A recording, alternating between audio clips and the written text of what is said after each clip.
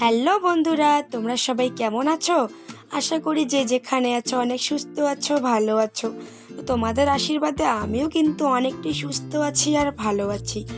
তো বলো তো আমি কোথায় যাচ্ছি? তো তোমরা ভিডিওটা কন্টিনিউ দেখতে থাকো, তোমরা বুঝতে পারবে আমি কোথায় যাচ্ছি। তো দেখো আমরা এখন বাড়ি থেকে বেরিয়ে পড়লাম, আর এদিকে দেখো আমার দিদি, আমার জামাইবাবু, আমার মেয়ে, আমার দিদির মেয়ে, আমরা চিঠিতে উঠে পড়েছি। আর ওইদিকে তোমাদের দাদা ভাই, আমার ছেলে আর আমার ভাস্তাকে নিয়ে ওরা ওইদিকে যাচ্ছে। তো দেখো আমি চেটিতে না মোবাইলটাকে ধরেছি, আর আমার না ভয় লাগছে যে মোবাইলটা কি জানি পড়ে যায়। তো দেখো আমরা চেটি থেকে নেমে সোজা চলে আসলাম জল ভরতে। আজকে হচ্ছে শ্রাবণ মাসের 3য় সোমবার, তো আজকেই আমরা এসেছি শিবের মাথায় জল ঢালতে। তো এখানে এসে দেখো আমরা দিঘির পাড়ে মানে বাড়ি থেকে সব কিছু আমরা নিয়ে এসেছিলাম, যেগুলো লাগে আর কি।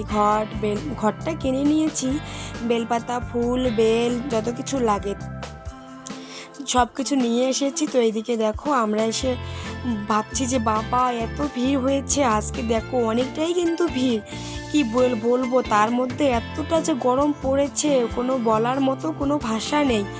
তারপরে কি করব, তারপরে আমরা জল ভরে নিয়ে টিকিট কেটে সোজা লাইনে দাঁড়ালাম, কেননা আবার তো লোক অনেকটাই আসতেছে, আবার পিছিয়ে পড়বো। তার জন্য আর বেশিক্ষণ দেরি না করে আমরা লাইনের মধ্যে দাঁড়িয়ে পড়লাম।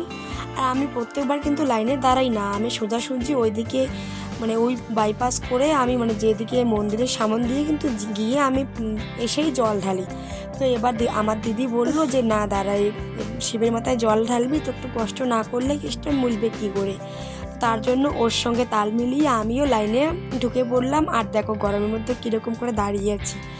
আর হ্যাঁ বন্ধুরা, তোমাদেরকে তো বলা হয়নি যে আমার কিন্তু বাবার বাড়ি এই মন্দির থেকে কিন্তু বেশি দূরে না।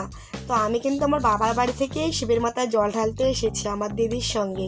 তো দেখো আমরা কিন্তু আর বেশিক্ষণ লাগবে না আমাদের ঢুকতে, তো এক্ষুনি আমরা ঢুকে পড়বো মন্দিরে। দেখো অনেকটা দূর এগিয়েছি, তো এক্ষুনি আমাদের গেটটা খুলে দেবে আর আমরা যাব জল ঢালতে।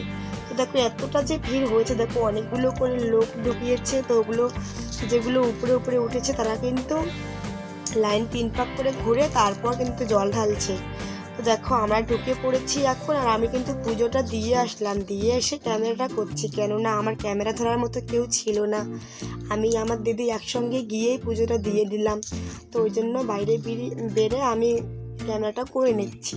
তো ওইখান থেকে বেরে সোজা আমি চলে আসলাম মায়ের মন্দিরে, কেননা এখানে অনেক বড় আমাদের কালী মা আছে। তো অনেক বড় মন্দির, এখানে অনেক মন্দির আর অনেক ঠাকুরও আছে। তো এখানে আমরা গিয়ে প্রণাম করে সোজা চলে আসলাম প্রসাদ খাইতে, কেননা পুজো দিলাম, কিছুটা প্রসাদ না খেলে গিয়ে হবে। তো ওই জন্য আমরা প্রসাদ খেতে আসলাম। আর খিচুড়িগুলো এত টেস্ট হয়েছে কি বলবো, সত্যিই খুব টেস্ট হয়েছে। তো গরমই ছিল খুব, তো এমনিতে তো গরম, আবার গরম খিচুড়ি কিছুটা খেয়ে নিলাম। তো খেয়ে নিয়ে একটু মেলাটা ঘুরে নিলাম দুজনেই। তো ঘুরে নিয়ে এইদিকে সোজা চলে আসলাম আমার বোনের বাড়িতে কিন্তু যাচ্ছি, কেননা আমার বোন আমাদেরকে ফোন করে বলছে ওদের বাড়িতে যাওয়ার জন্য। আমরা যাব না, ও জেদ করছে, বলছে তাড়াতাড়ি চলে যায়।